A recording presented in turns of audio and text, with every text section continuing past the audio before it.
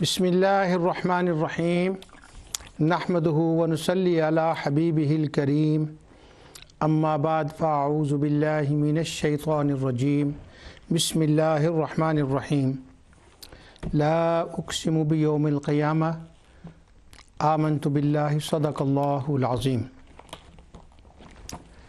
नाज़रीन, प्रोग्राम इज़ाला शुबहात में मैं आपकी खिदमत में हाज़िर हूँ और इस वक्त जिस टॉपिक पर गुफ्तगू हो रही है वो है अल्लाह सुब्हानहु व तआला ने कुरान करीम के अंदर जो अक़ीदा आखरत के बारे में एक पहलू को बयान फरमाया, और वो ख़ास पहलू ये है कि अल्लाह ताला ने उस वक़्त के हालात के मुताबिक और आज के हालात के मुताबिक ये बयान फरमाया कि जो लोग क़यामत का आना नामुमकिन समझते हैं, उनके अंदर जो ये वसवसा पैदा हुआ है, वो वसवसा इसलिए पैदा हुआ है कि वमा क़दरुल्लाह हक़्क़ क़द्री, उन्होंने अल्लाह ताला की जो शान और कुदरत है, उसकी जो क़ुव्वत है, उसको अंडर एस्टिमेट किया है, उसका अंदाज़ा नहीं लगाया कि अल्लाह ताला किन कुदरतों का मालिक है, जिसने समावी अर्दी अनफुसी दलाइल बयान फरमाए हैं, और उसने फिर ये बताया कि इन पे गौर करो तो गौर व फ़िक्र के बाद तुम्हें समझने में ये मुश्किल नहीं होगी कि अल्लाह ताला कादिर है और वो दोबारा क़यामत को कायम फरमाएगा। कुरान में जहाँ क़यामत का ज़िक्र आया है, अल्लाह ये इन 5 चीज़ों का अमूमन इकट्ठा एक पैकेज में ज़िक्र आता है। वो 5 चीज़ें ये हैं कि अल्लाह का इल्म और उसकी कुदरत, और उसके बाद जो उसके दलाइल हैं वो समावी अर्दी और अनफुसी, इनका बयान होता है। तो गोया इंसान को एक क़ियास की दावत दी गई है, फ़िक्र और तफक्कुर की दावत दी गई है कि क़यामत कायम होगी और अल्लाह ताला क़यामत लाएगा। क़यामत पर ईमान लाने का यही मतलब होता है। और फिर इस ईमान लाने के बाद जब तौहीद रिसालत आखरत पर ईमान होता है, तो फिर जो अल्लाह ताला के बंदे जो काम करते हैं उनके काम करने का जज्बा ये होता है कि ये अल्लाह ताला और उसके रसूल ने हमें हुक्म दिया है और ये काम बिल्कुल दुरुस्त है, इसका मुझे भी फ़ायदा है, लोगों को भी फ़ायदा है, और मेरे आने का दुनिया में यही एक मकसद है। ख़ास उस काम का ताल्लुक़ तभी दुनिया से हो या उस काम का ताल्लुक़ अक़ली और ईमानी दुनिया से हो, तो वो इसी जज्बे के तहत वो काम को सरअंजाम देता है।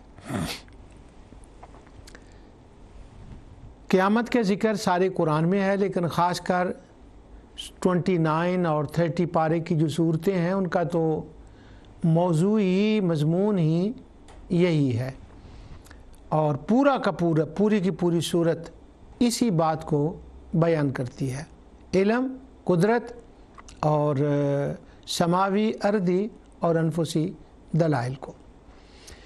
पिछले प्रोग्राम में मैंने सूरह वत्तारिक को शुरू किया, लेकिन वो हुआ यूँ कि अभी वो पहली 2 आयतों की ही बात थी, तो वो टाइम हो गया। तो उस सूरत को तो मैं बिल्कुल जो है ना उसका लफ्ज़ी तर्जमा ही पढ़ के जो लिखा हुआ है बस वो गुज़र के और वो टाइम पूरा हो गया। तो वो 30 पारे की सूरत थी। आज 29 पारे की एक सूरत है, इसका तर्जमा जो है वो आपकी खिदमत में मैं अर्ज़ कर रहा हूँ। तो इस तरह से 29 और 30 पारा दोनों की एक एक सूरत जो है ना वो हो जाएगी। इसमें एक तो अक़ीदा आखरत का ज़िक्र है, और दूसरा जिस पहलुओं से मैं इसको बयान कर रहा हूँ उसमें एक बड़ा मकसद ये भी है कि वो जो बच्चे बच्चियाँ नादरा कुरान पढ़ने वाले हैं उनको कुरान करीम के पढ़ने का ज़ौक़ पैदा हो, और उनको इन असालीब के साथ आयात कुरानिया का जो ادراک ہے نا وہ ان کے اندر پیدا ہو جائے کہ اس کو کیسے دیکھنا چاہیے۔ میں نے سورہ قیامہ جو ایک بڑی صورت ہے، 40 آیات کی وہ صورت ہے، اس کا ترجمہ آپ کے سامنے میں نے پیش کرنا ہے، اور لفظی ترجمہ انشاءاللہ میں کروں گا تاکہ وہ پورا ہو جائے، ایک پروگرام میں نا تو 2 میں ہو جائے گا، تو اسی کو انشاءاللہ اسی کے اوپر میں کنسنٹریٹ کروں گا۔ ویسے اب جو حوالے ہیں زیادہ تر وہ سورہ قاف اور سورہ واقعہ کے میں نے نوٹ لگائے ہوئے تھے، وہ تھے زیادہ تر کہ ان کے اندر وہ بار بار یہ بات آتی ہے کہ وہ اللہ تعالیٰ کو عاجز مانتے تھے، کیونکہ یہ بڑا مسئلہ ہے، عام لوگوں کے ذہن میں یہ بات نہیں ہے کہ وہ اس بات کی طرف دھیان دیں کہ اللہ تعالیٰ کی ذات کے بارے میں کفار و مشرکین کا کیا عقیدہ تھا۔ اس صورت میں وہ جو میں نے بگیننگ میں بات کی تھی اس کو شروع کرنے کے وقت، اس کو پورا پکچرائز کر دیا گیا ہے سورہ قیامہ کے اندر، اور وہ پکچرائز جو کر دیا گیا ہے وہ یہ ہے کہ پہلے تو اللہ تعالیٰ نے پہلے اور آخرت میں، ابتدا اور آخر میں، سورت کے آخر میں اپنی قدرت کا اظہار فرمایا، اور پھر جو وہاں کی سوسائٹی تھی ان کے جو عقائد تھے ان کو بین السطور بیان فرمایا، اور ان کا جو جواب نہیں، جو ان کی تصحیح تھی جس سے ان کا تزکیہ نفس ہونا تھا، اس مسئلے کو بیان فرمایا۔ تو اس طرح سے یہ سورہ قیامہ ہے۔ اب دیکھتے ہیں کہ انشاءاللہ اس کے کون کون سی باتیں اس کے اندر کیا بیان ہو سکتی ہیں۔ سورہ قیامہ کے جو حسن بیان ہوئے ہیں ان میں ایک تو پہلا حسن، جو سب سے پہلا حسن ہے وہ تو یہ ہے کہ اس سورہ مبارکہ کا جو نام ہے نا وہ ہی قیامہ، وہ قیامت پہ قیامت ہے، اور پھر اس کے بعد اس کا حسن ہے حسن صوتی۔ وہ حسن صوتی یہ ہے کہ خاص کر کے جو پہلی 5 آیتیں ہیں ان کے اندر وہ جو صوتی رنگ ہے اور اس کے اندر جو ردم ہے اور جو اس کے اوقاف ہیں، یہ صرف جو قراء ہیں نا، یہ جو قرات سیکھ رہے ہیں، اس لفظ سے صرف وہ آشنا ہوتے ہیں کہ اس کے جو اوقاف ہیں، جو پڑھنے کا انداز ہے وہ دل موہ لینے والا ہے۔ اوقاف جو قراء ہوتے ہیں تلاوت کرنے والے، یہ ان کی لینگویج میں ہوتا ہے، وقف ہی ہوتا ہے۔ تو جب وہ ایک بڑا زبردست قاری پڑھ رہا ہو، تلاوت کر رہا ہو حسن صوت کے ساتھ ہے، تو جو اس کو داد دی جاتی ہے نا، اس کو کہا جاتا ہے کچھ کہ آپ نے بہت اچھا پڑھا ہے، تو وہ جاننے والے اس کو، جو اس نے اچھا وقف کیا ہوتا ہے تو اس کو کہتے ہیں کیا وقف ہے۔ تو کمال ہے، جب قرآن کریم نازل ہوا تو اس معنی کے اعتبار بھی اس میں صوتی کشش اس قدر ہے کہ چونکہ ان کے کان شعراء کا کلام سنتے تھے، ان کا وزن ہوتا تھا، جو ہی کوئی ایسی بات ہوتی تو وہ کان کھڑے کر لیتے۔ تو یہاں اللہ تعالیٰ نے خاص کر جو پہلی 5 آیات ہیں ان کی اندر وہی صوتی رنگ جو ہے، ردم جو ہے اور رائمنگ کی جو صورت ہے، اس صورت کو بیان فرمایا، اور کوئی صوت، کوئی حسن ان کا مقابلہ نہیں کر سکتا۔ اس وقت کان کھڑے ہوئے تھے، آج بھی کان کھڑے ہوتے ہیں، اور قیامت تک کان کھڑے ہوتے رہیں گے۔ کس اعتبار سے؟ قراء کی اچھی آوازوں کے پڑھنے کے اعتبار سے، یہ تو ایک عوامی پہلی بات ہے، اور ایک نیچرل بات بھی ہے، اور دوسری اس کے اندر یہ ہے کہ اس کے جو چھوٹی چھوٹی آیات اور جو عرب کے ماحول کی ایک تاریخ ان کے اندر سمو دی گئی ہے۔ اب اس کو سمجھنے کے لیے یہ بات ضرور ذہن میں رہنی چاہیے کہ جس بات کا جواب دیا گیا ہے یا جس بات کو بیان فرمایا گیا ہے نا، وہ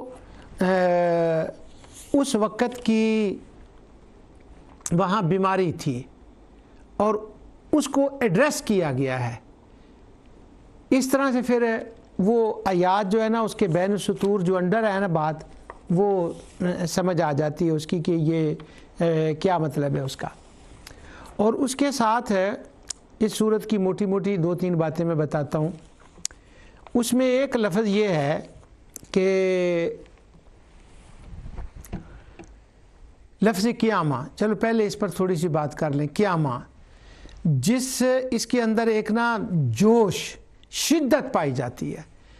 اب یہ نام ایسا کیوں رکھا گیا کہ جس شدت کے ساتھ وہ قیامت کا انکار کرتے تھے، ایسی ہی شدت والا نام رکھا گیا کہ جس سے اس کے ہونے کا بیان کیا گیا کہ وہ ہوگی، اور ان کے جو شبہات تھے ان کے ازالے کیے گئے، جو ان کی وہمی باتیں تھیں اس کو بیان کیا گیا۔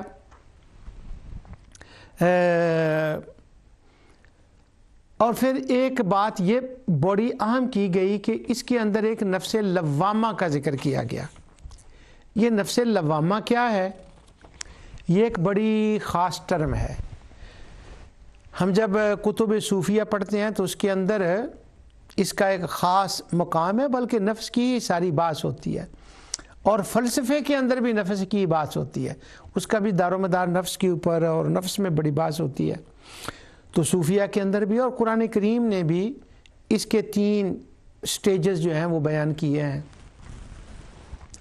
ایک ہے نفس امارہ الف کے ساتھ، اس کو کہہ لیں کہ وہ ایک عوام کا نفس ہوتا ہے، عام لوگوں کا۔ عوام سے میری مراد ہے وہ عوام خاص کر کے ہیں جن کا ذکر ہے اس سورہ مبارکہ کے اندر آیا ہے، اور ظاہر ہے کہ وہ تو وہ لوگ ہیں کہ جو آشنا نہیں ہیں اللہ تعالیٰ کی شان اور قدرت سے۔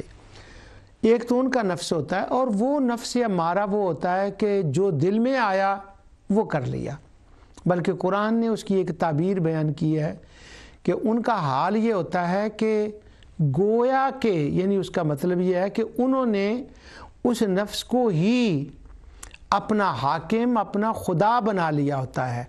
یہ ایک محاورے میں بات ہے۔ اب یہ نہیں ہے کہ وہ اس نفس کو اس معنی میں خدا مان رہے ہیں، ایک محاورہ ہے، جیسے ہم کہتے ہیں اس نے تو اس کو خدا بنایا ہوا ہے، یا کہتے ہیں کہ فلاں بندہ تو فلاں عورت اپنے خامد کی عبادت کرتی ہے، فلاں بندہ جو ہے اپنے بیوی کی عبادت کرتا ہے، تو یہ محاورے ہوتے ہیں۔ اب ظاہر ہے کہ وہ ریئلی عبادت تو اس کا نہیں ہوتا۔ تو اسی طرح وہ محاوروں میں بات ہوتی ہے۔ تو اب اس محاورہ اس کا یہ ہے کہ اس نے اپنے نفس کو اپنا خدا بنا لیا، جیسے خدا کی ہر بات مانی جاتی ہے، یعنی وہاں کوئی انکار کا چانس نہیں ہوتا، اطاعت ہوتی ہے۔ اور اب اللہ تعالیٰ کا جو حکم ہوتا ہے اطاعت کا، اس کا کیا مطلب ہوتا ہے؟ بندہ تو ایک کنٹرولنگ طریقے سے حکم کرتا ہے کہ یہ بات مانی جائے، مگر اللہ تعالیٰ اس کی حقیقت کو بیان فرما کے اس کے فوائد کو بیان فرماتا ہے، اور پھر بیان فرماتا ہے کہ یہ کام تمہارے لیے اچھا ہے اور یہ کام تمہارے لیے نقصان دہ ہے۔ اس طرح اللہ تعالیٰ کی اطاعت ہوتی ہے۔ اب ہر بندہ تو وہاں تک نہیں پہنچ سکتا، لیکن اہل علم تو اس کو جانتے ہوتے ہیں، پھر اس کو وقتاً فوقتاً وہ بیان بھی فرماتے رہتے ہیں۔ تو انہوں نے اپنے نفس کو خدا بنا لیا۔ اب وہ نفس امارہ ہے، اور جس مقام پر قرآن میں یہ لفظ امارہ آیا ہے، سبحان اللہ، اس سے پیچھے ذرا جو کم از کم زیادہ نہیں تو آدھا رکوع، بلکہ 2-3 رکوع ہیں، اگر 2-3 نہ ہوں تو کم از کم جو پچھلا آدھا رکوع ہے نا حافظوں کی زبان میں، اس میں کچھ خاص لوگوں کا ذکر ہے کہ جن کے نفس نے ان سے کچھ کروایا تھا۔ اب وہ اس نفس نے کچھ کروایا تھا، سو سیدنا یوسف علیہ السلام نے دیکھا کہ وہ جو ان کے نفس نے کچھ کروایا تھا انہوں نے تو اپنی طرف سے وہ خفیہ طور پر ہی کیا تھا، لیکن اب وہ ایک کوٹ کے اندر ظاہر ہو گیا، اور کوٹ بھی بادشاہ کا کوٹ، اور انہوں نے اقرار جرم بھی کر لیا کہ ہاں یہ ہوا ہے۔ تو اب سیدنا یوسف علیہ السلام کیا بات ہے اس مقام کی، انہوں نے دیکھا کہ ان کی آنکھیں نیچے ہیں اور یہ شرمندگی کے عالم میں ہے، تو انہوں نے جرنلی طور پر وہاں یہ ارشاد فرمایا کہ انسان تو انسان ہوتے ہیں، اور بڑے بندوں کی بڑی بات ہوتی ہے، وہ اپنی مثال دے کر بات کرتے ہیں، اس کو تاریخ کہتے ہیں۔ میں نے اس پر پچھلے دنوں میں دو تین پروگرام میرا خیال تاریخ کے مسئلے پر کیے، تو وہ تاریخاً واقعہ ہے۔ تو سیدنا یوسف علیہ السلام فرماتے ہیں یوں سمجھو کہ نفس تو نفس ہوتا ہے، ہر ایک کا نفس ہوتا ہے، اور بندے اس طرح سے نفس کے پیچھے لگ جاتے ہیں، مگر بچتا وہی ہے جس پر اس کے رب کا کرم ہے۔ یہ ایک بڑا، اس کا میں ٹھہر نہیں سکتا یہاں پر، اس کا بڑا ایک خاص ترجمہ ہے، میں وہ کر نہیں سکتا اس وقت۔ ان کی حوصلہ افزائی کے لیے فرمایا، اور اپنے آپ کو بھی ساتھ پیش کر دیا تاریزن کہ ان کو شرمندگی نہ ہو۔ کیا بات ہے حسن یوسف کی۔ تو اس کا نفس امارہ ہے کہ وہ جو چاہے وہ کر لیا۔ اس کے بعد ایک دوسرا نفس ہے نفس لوامہ۔ نفس لوامہ عام طور پر کہا جاتا ہے کہ جو مڈل لوگ ہوتے ہیں وہ ان کا ہوتا ہے، یعنی تین نفس ہو گئے، امارہ، لوامہ اور مطمئنہ۔ تو یہ جو مڈل میں ہے وہ نفس لوامہ ہے۔ تو یہ ملے جلے لوگوں کا نفس ہوتا ہے، اس کے لیے کہتے ہیں کہ وہ نفس ہے جو انسان کو اچھائی اور برائی پر اس کو تنبیہ کرتا رہتا ہے، یہ فائدہ ہے یہ نقصان ہے، تو اس کو وہ تنبیہ کرتا رہتا ہے۔ اب وہ جب تنبیہ کرتا رہتا ہے تو پھر ایک وقت آتا ہے کہ اس تنبیہ کی وجہ سے انسان کا جو نفس ہوتا ہے وہ ایک جگہ جا کر سیٹلڈ ہو جاتا ہے۔ اب وہ جو سیٹلڈ ہو گیا نا ایک جگہ پر کہ ہاں یہ بات ایسے ہے، اور اس کو اس جگہ پر جا کر اطمینان آ گیا، تو جب اس کو وہ سیٹلڈ ہو گیا، اطمینان ہو گیا، مکین بن گیا، اس کا پھر ایک تیسرا نام ہے قرآن نے جو ذکر کیا ہے وہ ہے نفس مطمئنہ۔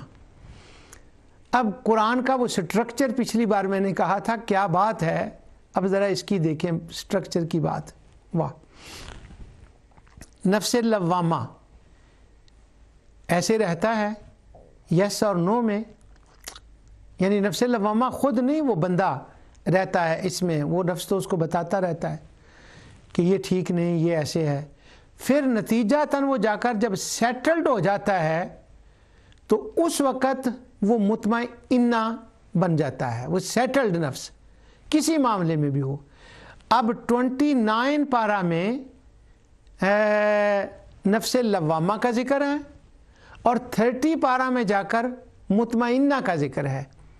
اگر میں اس کا ثبوت پیش نہیں کر سکتا، کوئی کسی سے، میں راضی سے نہیں تلاش کر سکتا، طبری، قرطبی سے شوکانی تک کسی سے میں نہیں تلاش کر سکتا، لیکن یوں دیکھیں کہ اگر مثلا تھوڑا سا میں ہمت کروں اور میں یہ کہہ دوں کہ نفس لوامہ وہ تھا کہ قیامت ہوگی، وہ انسان کو ریئلائز کرا رہا ہے نفس لوامہ، اور لوامہ کا مطلب ہے ریئلائز کرانے والا، اور سورہ قیامہ کے اندر یہی بات ہے کہ وہ غور و فکر کرے، سمجھے، اللہ قیامت برپا کر سکتا ہے۔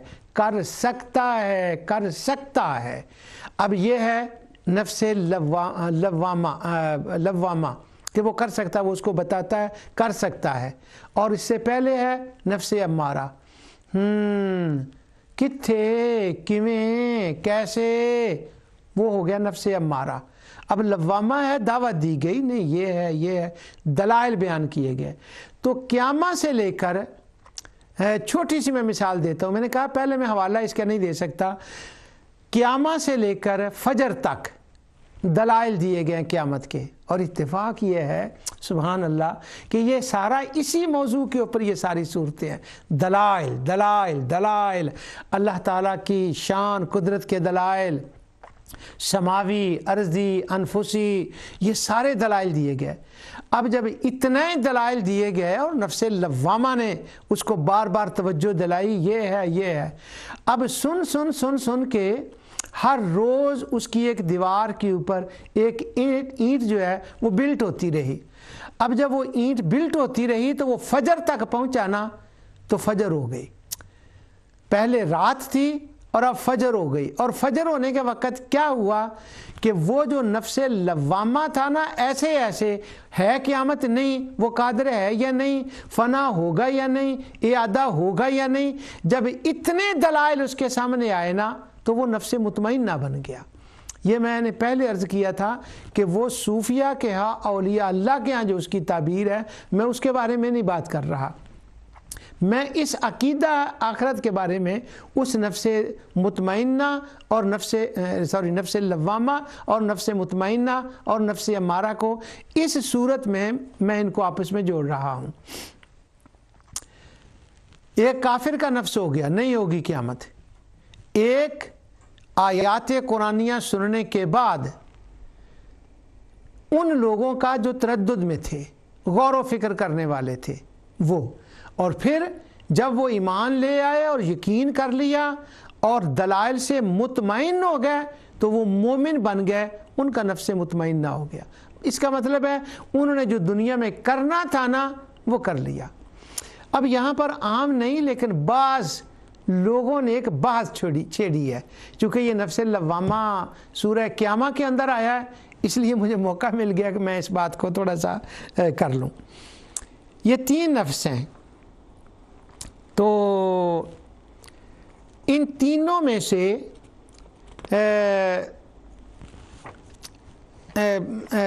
پہلا تو خیر اس کو تو کوئی کہے گا ہی نہیں کہ وہ جو ہے نا وہ بڑے درجے کا نفس ہے، یعنی بڑی شان والا ہے۔ ان تینوں کے مدارج ہیں، تو تینوں میں سے شان والا کون ہے؟ اب پہلے کو تو کہیں گے نہیں کہ وہ تو امارہ ہو گیا، اور اس کا کام تو یہی ہے کہ شبہات پیدا کرنا اور وہ دوسری طرف لے جا کر جانا۔ اور ذرا اس مقام کو دیکھیں جہاں وہ لفظ آیا ہے، میرا دل کہتا ہے میں بھاگ کے وہاں بار بار جاؤں، کس مقام پر وہ لفظ آیا ہے، امارہ کا لفظ جو آیا ہے، اور قرآن میں ایک ہی بار وہ لفظ آیا۔ اچھا، امارہ کا وہ اس کانٹیکسٹ میں تو وہ وہاں آیا جس دل میں، تو وہ کیا حالات تھے وہاں پر۔ اب امارات کا تو کوئی درجہ نہیں، لیکن نفس تو بہرحال ہے، دنیا کی اکثریت اسی پہ چل رہی ہے، اسی کی بات مان رہی ہے، یعنی ہیوی نفس ہے وہ بھی۔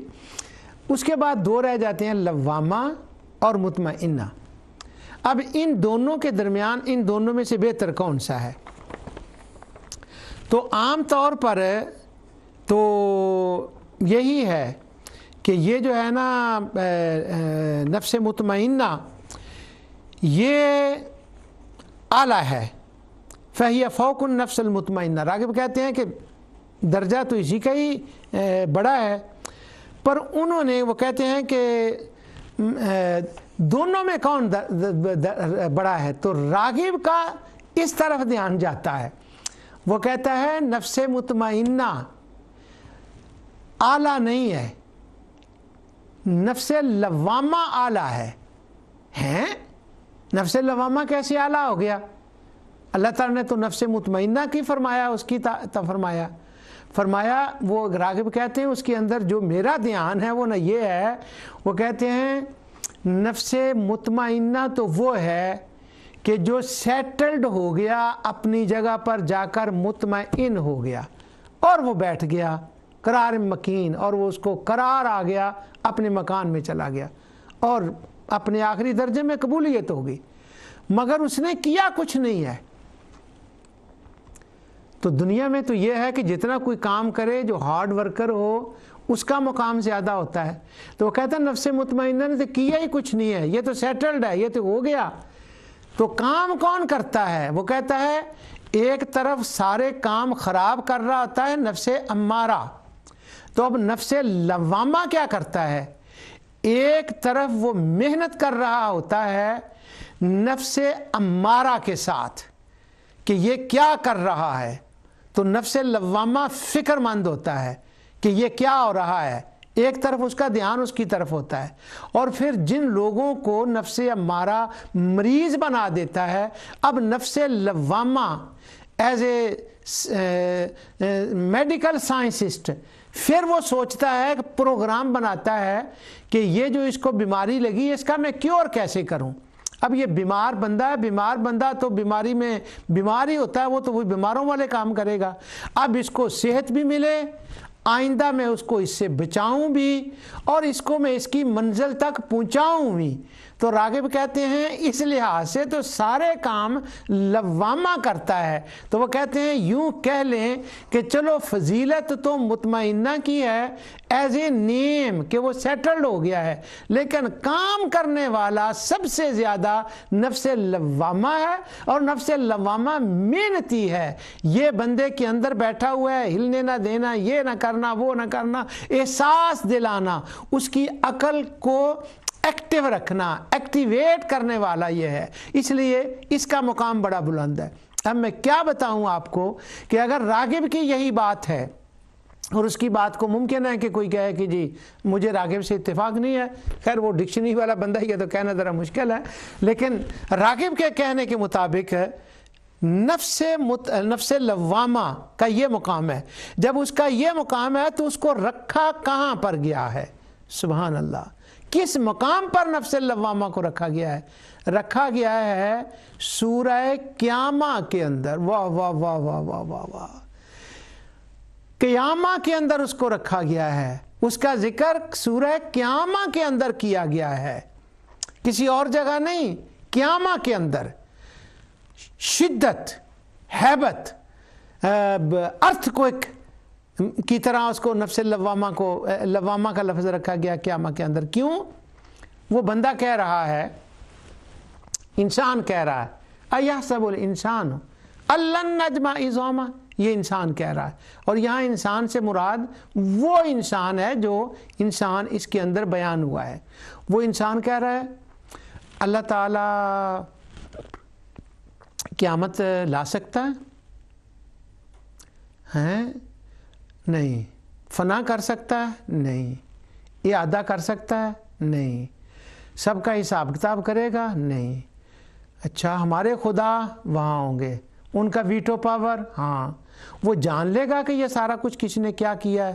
نہیں۔ چھڈ یار، آ کریے، کتنے قیامت کی ہونا۔ اب وہ نفس امارہ جو ہے نا، وہ اس کو یہ باتیں پڑھا رہا ہے۔ اب یہ بیٹھا ہے نفس لوامہ، تو قیامہ کے اندر نفس لوامہ کو رکھ دیا، اور دلائل یوں بیان کیے، اور ایک پکچرائز اس کو یہ کر دیا، اس کا ایک پیش ایسے کیا کہ انسان قیامت کا انکار کرنا چاہے، اللہ کی قدرت کا انکار کرنا چاہے تو وہ کرتا ہے، کر سکتا ہے، مگر میں نے نفس لوامہ اس کے اندر بٹھا دیا ہے، اور وہ نفس لوامہ وہ ہے جو اس کو مجبور کر دے گا دلائل کے ساتھ، زبردستی نہیں، پریشر ڈال کر نہیں، ڈرا کر نہیں، ڈکٹیٹر بن کر نہیں، دلائل کے ساتھ اسے مجبور کر دے گا کہ وہ بات کہے، اور وہ جو باغی ہے نا اس کو وہ اس کی بغاوت، اس کی سرکشی کو ختم کر کے وہ اس کو اس کی جگہ لیول پر لے آئے، کہے نہیں، قیامت لانے پر وہ قادر ہے، وہ کرے گا، یہ دیکھ، یہ دیکھ، یہ دیکھ۔ پھر سارے سوالوں کے جواب سورہ قیامہ کے اندر آ گئے۔ میں نے عرض کیا تھا کہ میں نے یہ جو قیامہ ہے اس کو ذرا عقیدہ آخرت کو ایک اور اینگل سے بیان کرنا ہے، اور الحمدللہ میں اس کو اس اینگل سے بیان کر رہا ہوں۔ اس کے اندر بہت ڈیٹیل میں مضامین جو ہے نا وہ بیان ہوئے ہیں۔ ایک اس کے اندر یہ بیان ہوا ہے، الہ کا لفظ آیا ہے، اس پر تو میں نے کافی پروگرام کرنے ہیں انشاءاللہ، اگلا تو سارے پروگرام اسی کی طرف آئیں گے۔ الہ آیا ہے، اور الہ کا کیا مطلب ہے؟ الہ اور الیہ میں نے 2-3 پروگرام پہلے پچھلے بتایا تھا، فسبحان الذی بیدہ ملکوت کل شیء و الیہ ترجعون۔ اگر تو اس کو عام لینا تو کہیں گے ہاں اللہ دے کول جانا ہے، سارے ہی جانا ہے، وہ دے کول ہی جانا، کتے جانا ہے۔ الحمدللہ ہمارے مسلمانوں کو تو یہی عقیدہ ہے۔ لیکن اس وقت جب سورت نازل ہوئی تھی، جب ان کو کہا گیا تھا نا الیہ ترجعون، اور جب ان کو کہا گیا تھا الی ربکا، الی ربکا، اور جب ان سے یہ کہا گیا تھا نا الی ربکا الی ربہا، جب یہ وہاں کہا گیا تھا نا ان کو، اس کا معنی کچھ اور تھا۔ اس کا مطلب یہ تھا کہ تم کہہ رہے ہو کہ ہم اپنے خداؤں کی طرف دیکھیں گے کہ وہ ہمارا کیا کرتے ہیں، نا نا نا نا نا نا نا، وہ جو رب العالمین ہے نا اسی کے پاس جانا ہے، اسی کے ہاں جانا ہے، کسی اور کے ہاں نہیں جانا۔ یعنی دیکھیں اس کرونا کے لیے ویکسینیٹ کیسے کیا جا رہا ہے، ان کے لیے کیا ویکسینیشن جو ہے نا وہ تیار کی گئی ہے ان کی وہ بیماری۔ لیکن اب اس بات کا کیا کیا جائے کہ کئی لوگ ایسے ہیں کہ جو اس بیماری کو ماننے کے لیے تیار نہیں ہے، وہ کہتے ہیں کرونا ہی نہیں۔ مثلا ہمارے زمانے میں بھی کرونا اتنا تھا اور کچھ لوگ بہت مینارٹی میں تھے، وہ کہتے ہیں کوئی کرونا شرونا نہیں، یہ فلانے نے کیا ہے دوائی بیچنے کے لیے، یہ ہے اللہ عالم، وہ کہتے کرونا ہے ہی نہیں۔ اب اسی طرح کچھ لوگ کہتے ہیں جی مشرکوں کافروں میں کون ایسا تھا جو یہ کہتا تھا کہ اللہ قیامت برپا نہیں کر سکتا، وہ تو مانتے تھے، وہ تو کہتے تھے لَيَقُولُنَّ اللَّهُ۔ اب اس پر بھی میں نے دوبارہ اس کو لانا ہے، توحید اور رد شرک میں الحمدللہ میں نے اس کو بیان کیا تھا، چونکہ اس کو ذرا اس کے اینگل سے نہ سمجھنے کی وجہ سے وہ شبہ پیدا ہوتا۔ وہ کہتے ہیں اللہ تعالیٰ جی وہ تو مانتے تھے، سارا کچھ کرتے تھے، وہ کہتے تھے ہم نے تو اللہ کے پاس ہی جانا ہے، اگر قیامت ہوئی تو اللہ کے پاس۔ سبحان اللہ، اگر یہی بات ہے تو قرآن میں جمیعاً الیہ، الی اللہ، الی الرحمن، یہ ساری اصطلاحیں پھر ویسے ہی آ گئیں۔ یعنی وہ لوگ یہ کہنا چاہتے ہیں کہ اللہ تعالیٰ کی قدرت اور انکار کا عرب کے اندر یا عرب کے باہر کرونا نہیں تھا، حالانکہ آج بھی ہے، پہلی امتوں میں بھی۔ آپ کو جو پہلی امتوں کا احوال قرآن میں بیان کیے گئے ہیں، ان احوال کے اندر بھی یہ ساری باتیں آتی ہیں کہ ہاں اسی کی طرف جانا ہے، وہی ہے، انبیاء بھی وہی کہہ رہے ہیں۔ اب وہ کچھ لوگ اس بات کو چیلنج کرتے ہیں، کہتے ہیں نہیں، وہ تو بالکل ٹھیک ٹھاک تھے، ان کا تو عقیدہ درست تھا، اللہ کے بارے میں، قیامت کے بارے میں یہ تھا۔ اب کچھ نہیں کہا جا سکتا، کیا کہا جا سکتا ہے؟ تو اللہ سبحانہ و تعالی نے فرمایا، اس کے اندر فرار کا بھی ذکر آتا ہے، این المفر۔ دیکھیں کیا بات ہے کہ نہیں بھاگ کر جا سکتے، وہ این المفر کیوں آیا ہے وہاں پر؟ اب اس کا تو میرے پاس کوئی جواب نہیں ہوگا اگر کوئی کہے کہ ثواب کے لیے آیا ہے، کہ اینہ پڑھو 10 نیکیاں، مفر پڑھو 10 نیکیاں۔ ہاں 10 نیکیاں ملیں گی، مگر جب اس عقیدے کے ساتھ پڑھو کہ اللہ قادر ہے، عالم ہے، وہ قیامت برپا کرے گا، لائے گا، حساب کتاب دے گا، اسی کے پاس جانا ہے، تب عین المفر، تب اس کی 10 نیکیاں ملیں گی۔ صرف عین المفر پڑھنے سے کیا ہوگا؟ وہ کوئی اور پڑھ لے تو کیا ہوگا؟ نہیں، انتظل اس کے اندر اعتقاد ہے، صرف ثواب کے لیے نہیں ہے، یہ تو ایک پوری ویکسینیشن ہے، اور اس کے اندر تو ایک دوائی ہے، یہ انجیکٹ کیا جا رہا ہے اس بیماری کو دور کرنے کے لیے۔ اور الہ اور جمی اور الہ یہ سارے اسی بات کے مسائل ہیں۔ اچھا، سورہ قیامہ کے اندر ایک اور بات ہے، میں نے پروگرام کرنے سے پہلے رستے میں آتے ہوئے تقریباً کچھ 10 بار سوچا کہ یہ میں بات کروں یا نہ کروں، بات کروں یا نہ کروں۔ یعنی وہ نفس لوامہ جو کہہ لیں کہ وہ مجھے ادھر ادھر کر رہا تھا، پھر خیر اس نے میرے ساتھ کیا کیا کہ اس نے مجھے مطمئن کر دیا کہ نہیں تجھے یہ بات کرنی چاہیے اور تو بات کر، اس لیے میں وہ بات کر رہا ہوں۔ پہلے میں نے کہا تھا نہیں، یہ مشکل بات ہے ذرا، تو کوئی غلط فہمی بھی پیدا ہو سکتی ہے، میں رہنے دیتا ہوں۔ وہ مسئلہ کیا ہے؟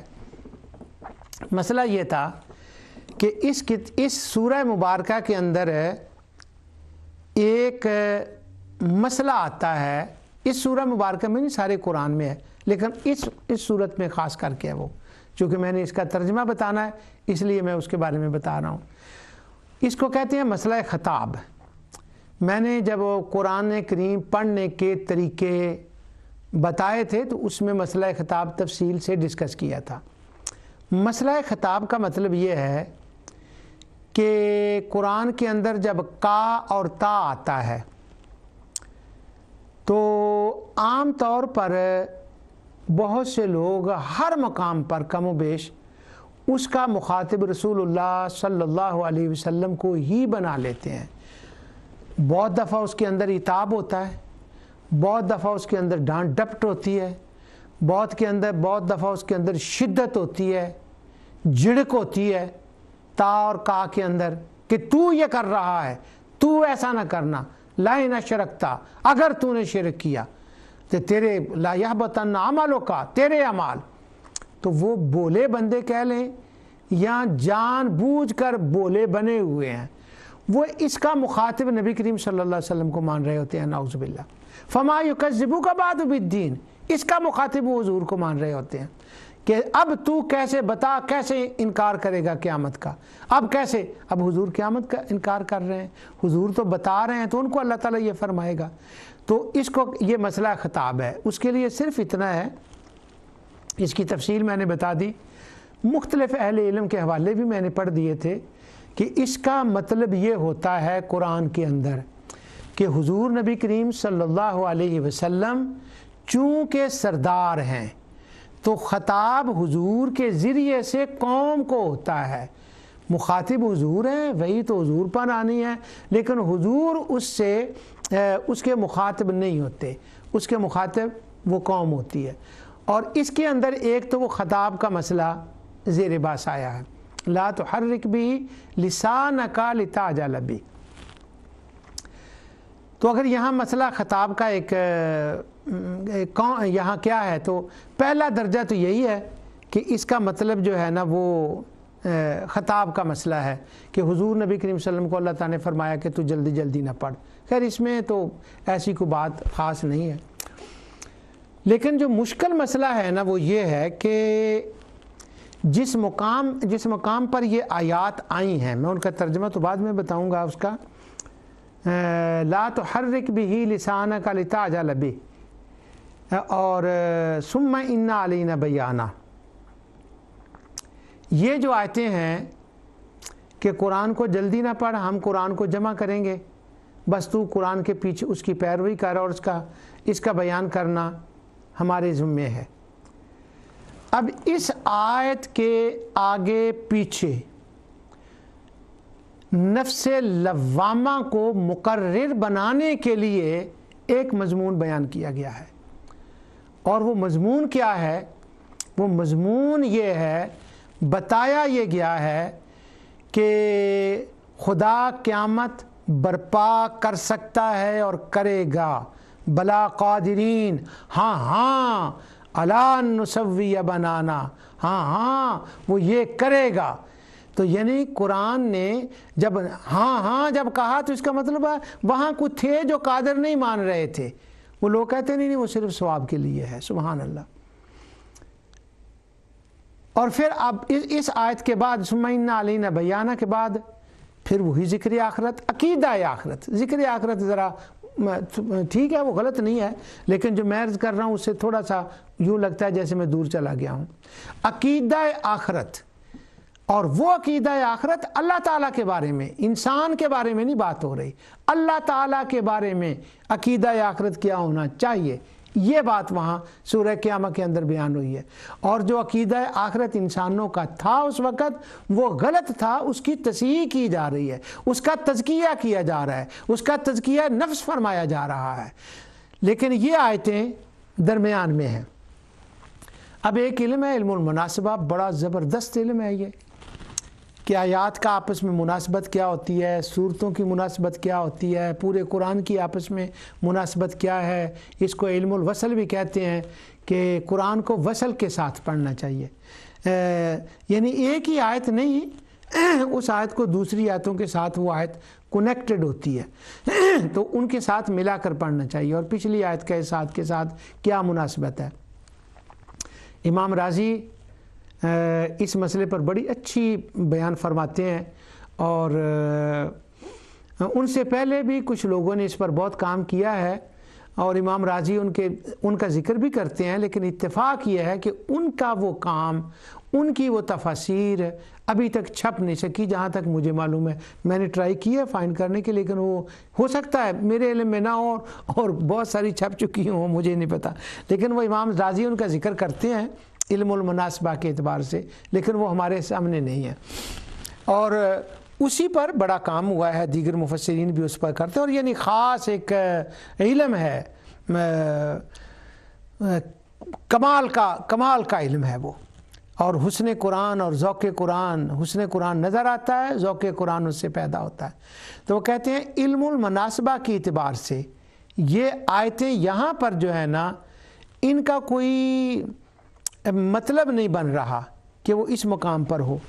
تو امام راضی نے اس پر یہاں یہ بات کی ہے، وہ کہتے ہیں، میں بس پڑھ دوں گا، ترجمہ نہیں میں کرتا اس کا۔ کہتے ہیں زعم قوم من قدماء الروافد ان ھذا القرآن قد غیر وبدل وزید فیہ ونقص عنہ واحتجوا علیہ بأنه لا مناسبة بين هذه الآية وبين ما قبلها ولو كان هذا الترتیب من اللہ تعالی لما كان الامر كذلك، کہ یہ جو مناسبت ہے یہاں یہ نہیں بنتی، اور کچھ لوگوں کو تو بہت ہی زیادہ اس کے اوپر جو ہے نا وہ شبہ ہو گیا۔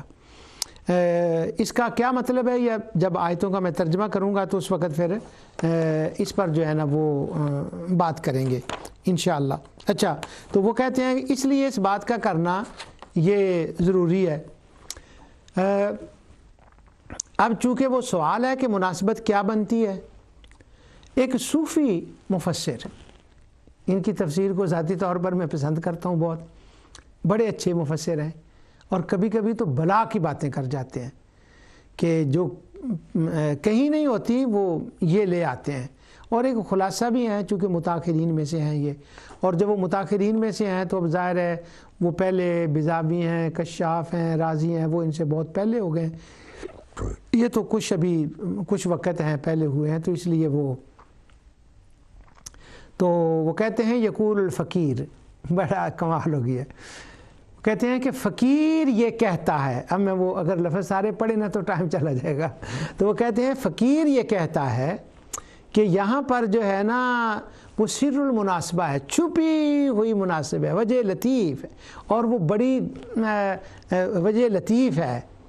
وہ کہتے ہیں کہ اس کا مطلب یہ ہے کہ اللہ تعالیٰ نے ان آیات کو اس لیے اس جگہ لایا ہے کہ جب بندہ فوت ہو جاتا ہے تو اس کے ذرات جو ہیں نا وہ بکھر جاتے ہیں، کوئی ادھر کوئی ادھر چلا جاتا ہے، اور یہی وہ کفار و مشرکین کا شبہ تھا کہ پھر اللہ ان کو کیسے بنائے گا، کیسے ہوگا، نعوذ باللہ، یہی تو ان کا شبہ تھا، اور اسی لیے تو بلا قادرین، ہاں قوت ہے میرے پاس، میں کروں گا۔ تو وہ کہتے ہیں کہ جب وہ اس کے ہڈیاں بکھر جاتی ہیں، کہیں کوئی چلا جاتا ہے، تو کیسے وہ جمع ہوگا، فقولوا یحسب الانسان ان لن نجمع عظامہ، تو وہ کہتے ہیں جیسے وہ ہڈیاں کچھ آج ایک ہڈی ایک ادھر چلے گی ادھر چلے گی، تو وہ کہتے ہیں اس کی مناسبت یہ ہے کہ جب قرآن نازل ہو رہا تھا، دیکھیں ذرا صوفی محقق کی بات، تو وہ کہتے ہیں اس کی مناسبت یہ ہے اس مقام پر، وہ راضی سے عبارت میں نے پڑھ دیا آپ کو، وہ جو لوگ اس کے بارے میں وہ شبہ کرتے ہیں، وہ کہتے ہیں اس کی مناسبت یہ ہے کہ وہ کہتے تھے کہ ادھر ادھر چیزیں چلے گی تو خدا اکٹھا کیسے کرے گا، تو یہ بزرگ فرماتے ہیں، اسماعیل حقی کہتے ہیں میں فقیر یہ کہتا ہوں اللہ تعالیٰ نے میری مدد فرمائی، اور یہ جو خفیہ مناسبت سی اللہ نے میری اوپر اس کو ظاہر کیا، اور میں تمہیں یہ بتا رہا ہوں کیا خفیہ مناسبت ہے۔ قرآن کی ایک آیت آج نازل ہوتی ہے، ایک آج نازل ہوتی ہے، تو وہ یوں کہہ لیں ان کے کہنے کا مقصد یہ ہے، اب ان کے یہ الفاظ نہیں، تھوڑی سی میں تصرف کر رہا ہوں اس کے اندر، اور کیا حسن قرآن ہے۔ اور غیر مسلم انگریز تو آشش کرتے ہیں اس بات کے اوپر۔ ابھی انہوں نے اشارہ کیا، میں وہ بتاتا ہوں کہ 4-5 یا 10 4-5 صورتیں اکٹھی نازل ہو رہی ہیں۔ اب وہ جنہوں نے کہا نا سٹرکچر آف دا قرآن پر جو مغرب میں کام ہوتا ہے، ہو رہا ہے، ہوتا ہے، اور آگے پتہ نہیں کیا کیا ہو، تو وہ اس کی یوں مثال دیتے ہیں۔ 5 بلڈنگز ہیں، وہ بن رہی ہیں، الگ الگ جگہ پر بن رہی ہیں۔ ایک پتھر آتا ہے، خوبصورت اینٹ آتی ہے، وہ کیا ہوتا ہے، اللہ اکبر مجھے لفظ بھول جاتے ہیں، وہ سفید جو ہوتی ہے، سلیٹیں جو لگاتے ہیں وہ آتی ہے، اور سنگ مرمر کی چمکتی ہوئی پلیٹ آتی ہے ایک، تو 5 بلڈنگ بن رہی ہیں۔ اب وہ جو بنانے والا ہے نا، اس کو یہ پتہ، اس نے آ کر رکھ دی، اس کو پتہ ہے کہ یہ فلاں میں جائے گی، یہ فلاں میں جائے گی، یہ فلاں میں جائے گی، اور جس بلڈنگ کی کوئی وہ سنگ مرمر کی ہوتی ہیں، جو اینٹیں ہوتی ہیں، اینٹیں تو نہیں، اس کے لیے دوسرا لفظ ہوتا ہے، وہ ہوتی ہیں، تو وہ کیا ہوتا ہے، وہ اس کو وہیں لگا دیتا ہے جا کے۔ تو وہ کہتے ہیں 5 بلڈنگ ایک وقت میں تیار ہوتی ہیں، اور جہاں جہاں کسی کی اینٹ ہوتی ہے وہیں جا کر وہ لگا دیتے ہیں۔ تو وہ کہتے ہیں محمد صلی اللہ علیہ وسلم، تو وہ کہتا ہے محمد حضور صلی اللہ علیہ وسلم، قرآن نازل ہو رہا ہے، 5 صورتیں ہیں، گویا کہ 5 بلڈنگیں بن رہی ہیں، اور جبریل 5 کا مٹیریل لے کر آ رہے ہیں، اور حضور نبی کریم صلی اللہ علیہ وسلم کو پتہ ہے، اور وہ جبریل بتاتے ہیں کہ یہ کس دیوار میں جائے گی، یہ کچن میں جائے گی، یہ فلاں جگہ جائے گی، جہاں جہاں کی وہ آیات ہیں مصطفیٰ اس کو وہاں رکھتے جاتے ہیں۔ اس طرح سے وہ منزل تعمیر ہو رہی ہے، اور جب وہ تعمیر پوری ہو جاتی ہے تو وہی قرآن بن جاتا ہے، لیکن آتی بکھر کر ہیں۔ اب میں آتا ہوں واپس ان کی طرف، علامہ حقی کی طرف۔ وہ کہتے ہیں میری اللہ نے مدد یہ فرمائی، مجھ پر یہ بات ظاہر فرمائی کہ قرآن کی آیتیں مختلف ہیں، مگر ان کو اکٹھا کیا جاتا ہے نا، اسی طرح تمہارے ذرات الگ الگ منتشر ہو جائیں گے، بکھر جائیں گے، جیسے خدا قرآن کو اکٹھا کرتا ہے، قرآن کو اکٹھا کر دیتا ہے، اسی طرح تمہاری بکھری ہوئی ہڈیوں کو، تمہارے ذرات کو قرآن میں قرآن کی طرح ان کو اکٹھا کر دے گا۔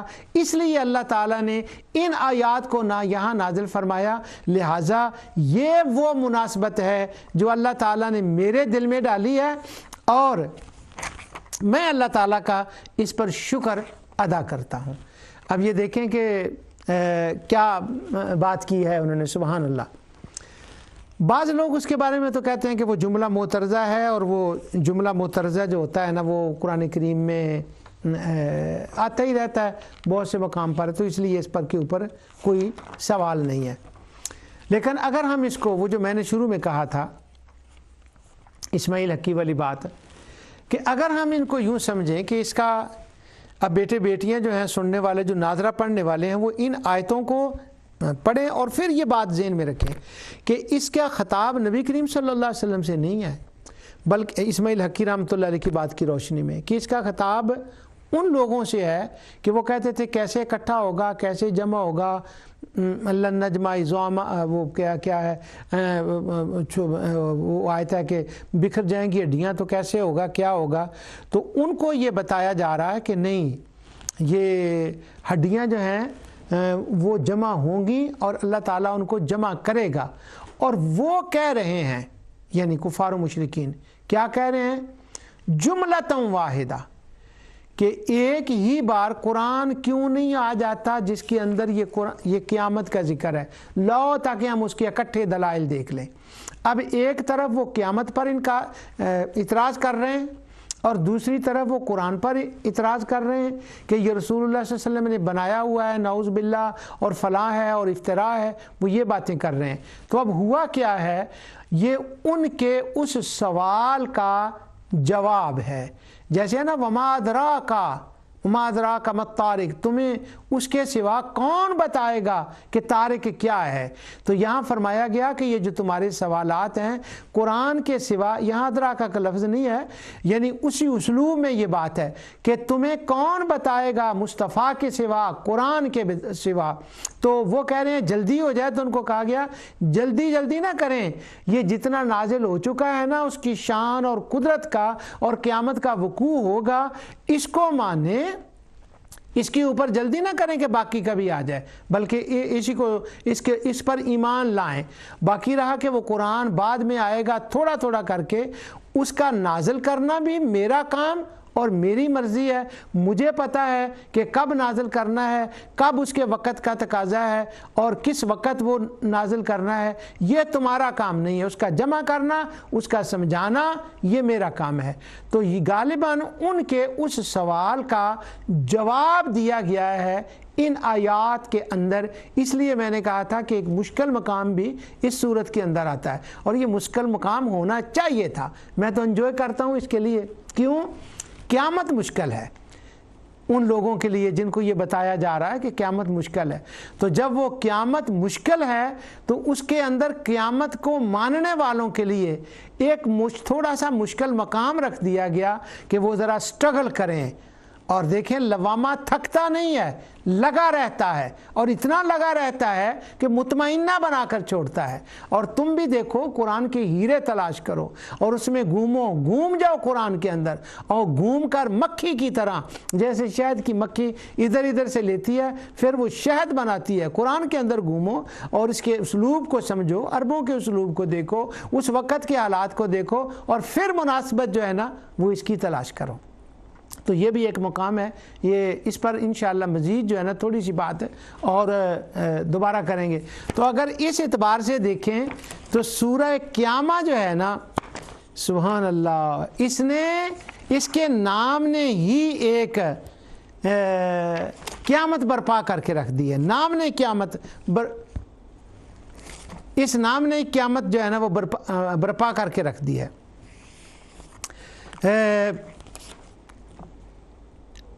हज़रत